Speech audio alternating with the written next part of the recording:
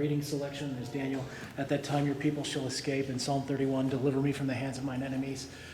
I mean, is the church being persecuted here? And where's the line between political disagreement with civil authority and persecution of the church?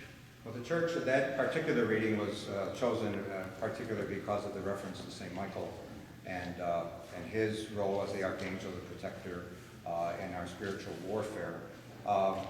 In terms of, say that again, what was the... Well, where does a disagreement with the civil authority, civil government, become persecution of the church? Where's the line there? How do you...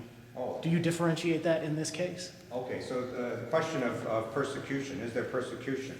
Yeah, there are different kinds of persecution. So there's persecution around the world where there are Christians who are being killed simply for being Christian.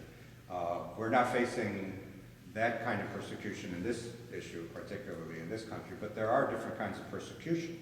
We've experienced that right here in the Diocese of Springfield in Illinois, when Illinois adopted the Civil Union Act.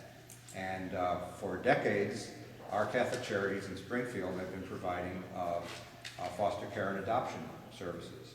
And when the Civil Union Bill passed, even with the title that it supposedly Religious Freedom and Civil Union Act, we didn't have any religious freedom protection because we were told by the state of Illinois that if we did not do same-sex placement of children with same-sex couples, they would not renew our contract. And indeed, they canceled our contract. So we lost a $6 million contract with the state of Illinois. Our diocese and all the other dioceses in Illinois no longer do foster care because of the Civil Union Act. I think that's a form of persecution. I think that's a form of religious intolerance. That we were told that we could no longer do civil unions, we could no longer do foster care simply because of our religious beliefs is what it comes down to. I think that's persecution. Since this law explicitly exempts the church from having to either sanction or officiate at same-sex ceremonies, does this rise to that level of persecution? Well, you know, we do have the exemption in there that we don't have to do same-sex ceremonies. That's a very narrow provision.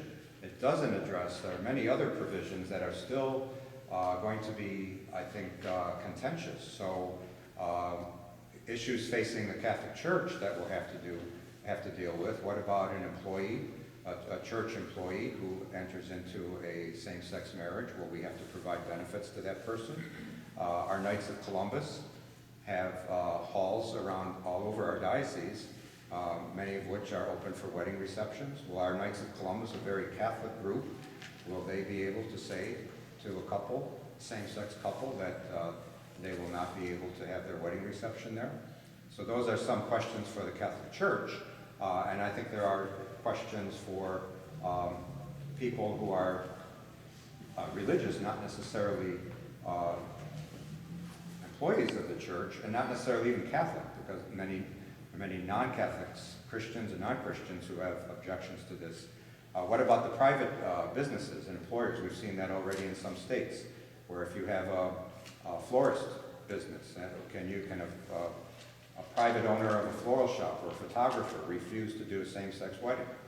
And the proponents of the redefinition have been pretty clear of saying they cannot discriminate, that this is a matter of accommodation. And yet what does that do to that person's own religious freedom to say, I have religious objections, and yet that person is being told you just have to silence your religious objection and make the accommodation. So I think there will be a lot of challenges that we'll have to face. Bishop, you mentioned that this